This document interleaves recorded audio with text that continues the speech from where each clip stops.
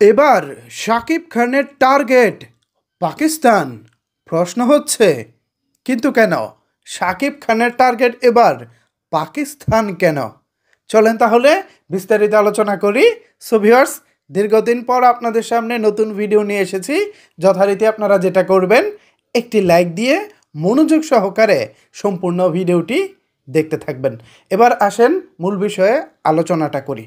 Viewers, আপনারা জানেন যে শাকিব খান এখন সাম্প্রতিক সময়ে যেসব সিনেমায় অভিনয় করতেছেন সেই সব সিনেমাগুলো হচ্ছে বিগ বাজেটের, পাশাপাশি ইন্টারন্যাশনালি রিলিজ করার জন্য পুরোপুরি প্রস্তুতি নিয়েই সেই সব ছবি নির্মাণ করা হচ্ছে এবং খুব ভালো সাফল্যও কিন্তু আমরা দেখতে পাচ্ছি।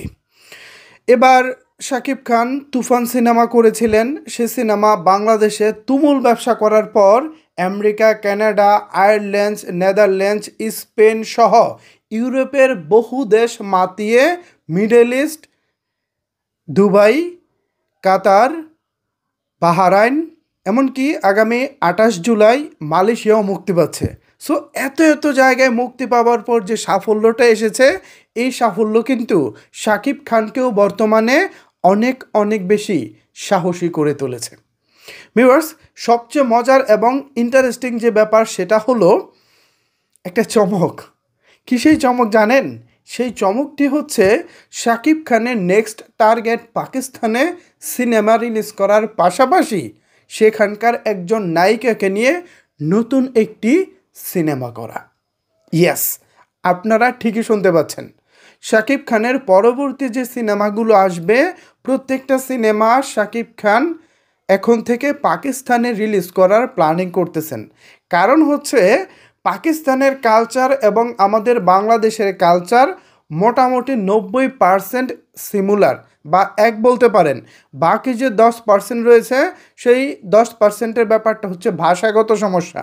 আমরা বাংলায় কথা বলি, তারা উর্দুতে কথা বলে, জাস্ট এতটুকুই ব্যবধান। বাকি যে কালচারাল ব্যাপারটা আছে, আমরা মুসলমান কান্ট্রি হিসেবে বাংলাদেশের প্রায় 90% মুসলমান বসবাস করেন। সেই জায়গা থেকে সিনেমায় অনেক বিষয়বস্তু নিয়মকানুন মুসলিমদের মতো করে দেখানো হয়। যেমন মসজিদে, তারপর হচ্ছে মাজারে গিয়ে প্রার্থনা করা, তারপর আমাদের সিনেমাতে কেউ মারা গেলে তাকে ধর্মীয় মোতাবেক দাফন করা। তো এই যে ব্যাপারগুলো রয়েছে, এই কালচারটা কিন্তু পাকিস্তানেও রয়েছে, সিমিলার কালচার। এবং আমরা মুসলিম, তারাও মুসলিম, এরকম অনেক কিছুর ব্যাপার স্যাপার রয়েছে। সো সেই জায়গা থেকে তারা আমাদেরকে কানেক্ট করতে পারবে দ্রুত, এবং সেখানকার মার্কেটটাও অনেক বড়। হিন্দি অনেক সিনেমা সেখানে মুক্তি পায় এবং বেশ কিছু সিনেমা সাম্প্রতিক সময় যেটা দেখেছি, 100 কোটির ক্লাব পর্যন্ত পৌঁছেছে। 100 কোটির ক্লাব বিজনেস জাস্ট ওই পাকিস্তানেই করেছে। ভাবতে পারেন বিজনেসটা সেখানে কী পরিমাণে রয়েছে।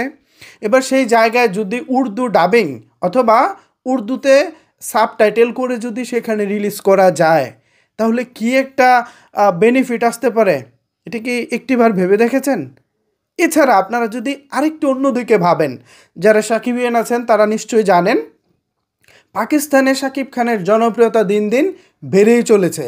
সেখানকার স্থানীয় অনেক অসংখ্য ইউটিউবার শাকিব খানের বিভিন্ন সিনেমার গান রিয়াকশন করতেছেন, টিজার রিয়াকশন করতেছেন, ট্রেইলার, এমনকি অনেক মুভি পর্যন্ত সেখান থেকে রিভিউ আসতেছে। পাশাপাশি সেই সব রিভিউগুলোর প্রচুর ভিউ হচ্ছে। এই ভিউগুলো কিন্তু জাস্ট আমরা যে বাংলাদেশিরা দিয়ে থাকি তা কিন্তু না, পাকিস্তানের স্থানীয় অনেক দর্শকরাও সেই ভিডিওগুলো দেখে থাকেন। এবং আমরা এর প্রমাণটা পেয়েছি পাকিস্তানে যখন অনেক যে পাবলিক রিয়াকশন হয়, ওপেন প্লেসে যে পাবলিক রিয়াকশনগুলো হয়, সেখানে একজন ইউটিউবার ঘুরে ঘুরে পাকিস্তানের জনগণ এবং সাধারণ মানুষকে শাকিব খানের পিকচার দেখাচ্ছিলেন।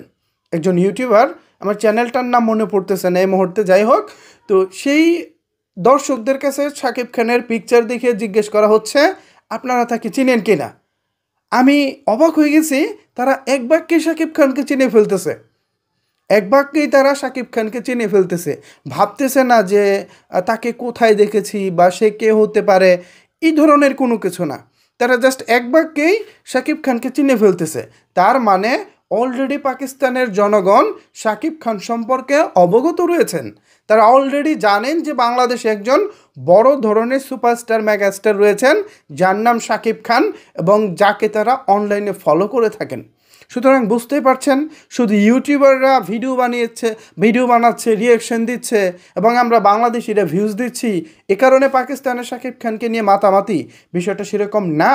শুধু ভিউজের এখানে বিষয়টা না। ওই যে বললাম, একজন ইউটিউবার পাবলিককে গিয়ে জিজ্ঞেস করতেছে যে এনাকে চিনেন কিনা, তখন তারা বলতেছে ইয়েস, আমরা তাকে চিনি। তার মানে শাকিব খানের পপুলারিটি বা জনপ্রিয়তা পাকিস্তানের একদম সাধারণ লেভেলেও রয়েছে। সুতরাং সেখানকার মার্কেটটা যদি ধরা যায়, আই থিঙ্ক আমার মনে হয় একটা দারুণ কিছু হবে।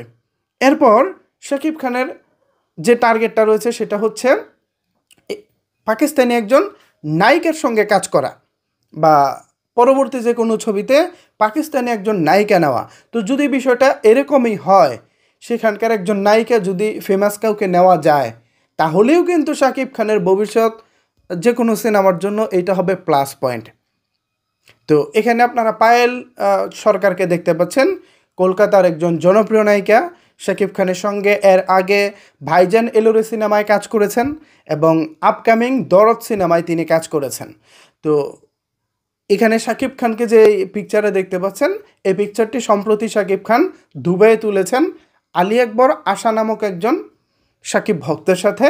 এবং এই ভক্ত মূলত একজন অর্গানাইজার, কালচারাল যেসব বিষয় আছে কিংবা বিভিন্ন ইভেন্ট যে ম্যানেজমেন্টের যেসব দায়িত্ব থাকে, তিনি এসব দায়িত্ব বেশ ভালোভাবেই সামলিয়ে থাকেন আমি যতটুকু জানি। তো তিনি এবার দরদের ইভেন্টে বেশ শক্তপোক্তভাবেই যুক্ত রয়েছেন, এই আলী আকবর আশা ভাই। তো তিনি এবার দরদ সিনেমার জন্য বেশ খাটাখাটনি করতেছেন, যেটা আমরা বিগত মার্চ মাসে দেখেছি। শাকিব খানের জন্মদিন উপলক্ষে দুবাইয়ের মতো একটি জায়গায় শাকিব খানের জন্মদিন পালন করা থেকে শুরু করে দরদের যে একটা প্রচারণা আমরা তৎকালীন সময় দেখেছিলাম, সব কিছু মিলিয়ে কিন্তু দারুণ একটা ব্যাপার ছিল বা হয়েছে। সো ইনি হচ্ছেন সেই আলী আকবর আশা। তো এই ছবিটা তোলা হয়েছে দুবাইয়েতে এবং পায়েল সরকার হচ্ছে আমাদের দরদের একজন অন্যতম গুরুত্বপূর্ণ চরিত্রে কাজ করতেছেন। সো সব কিছু মিলিয়ে কিন্তু শাকিব খানের সামনে যে পদক্ষেপগুলো, খুব ভালো ভালো পদক্ষেপ রয়েছে। এখন দেখা যাক সামনে কি হয়। আমরা ভক্ত বা শুভাকাঙ্ক্ষী যারা রয়েছি, আমরা কি পাই। আমাদেরও তো একটা চাওয়া পাওয়ার একটা বিষয় থাকে, বা চাওয়া পাওয়া বলতে শাকিব খানের কাছে তো আমাদের প্রত্যাশা থাকেই যে বস আমরা অমুক নায়িকাকে দেখতে চাই, তমুক নায়িকাকে দেখতে চাই, প্লাস হচ্ছে ভালো ভালো বিগ স্কেল কোয়ালিটিফুল সিনেমায় দেখতে চাই। তো এরকম প্রত্যাশা আমাদের থাকবেই, এই প্রত্যাশা আমরা সবসময় রাখি। দরদ ভারতে তো মুক্তি পাবেই, পাশাপাশি পাকিস্তানে মুক্তিরও পরিকল্পনা চলতেছে। আরেকটা তথ্য দিয়ে রাখলাম, তথ্য অনেক আসতেছে। আপনারা জানেন যে সোশ্যাল মিডিয়া মোটামুটি বাংলাদেশে বন্ধ রয়েছে, ফেসবুক বন্ধ রয়েছে, পাশাপাশি ইউটিউবটা কোনো রকম এখন চলতেছে। সাম্প্রতিক একটা বড় ধরনের একটা ইস্যু চলে গেছে বা চলমান ইস্যু রয়েছে, যার কারণে আমরা একটু ব্যাকফুটে রয়েছি। সো আশা করি সব কিছুই ঠিকঠাক হয়ে যাবে এবং আমরা পুরোদমে আবার সব কিছু শুরু করতে পারবো। সো ভিউয়ার্স, শাকিব খানের টার্গেট পাকিস্তান, এ বিষয়ে আমি বিশদ আলোচনা করেছি। এখন ওভারঅল এই বিষয়ে যদি আপনাদের কোনো কিছু বলার থাকে, তাহলে অবশ্যই সেটি নিচের কমেন্ট বক্সে জানাতে পারেন। ধন্যবাদ সবাইকে সম্পূর্ণ ভিডিওটি দেখার জন্য।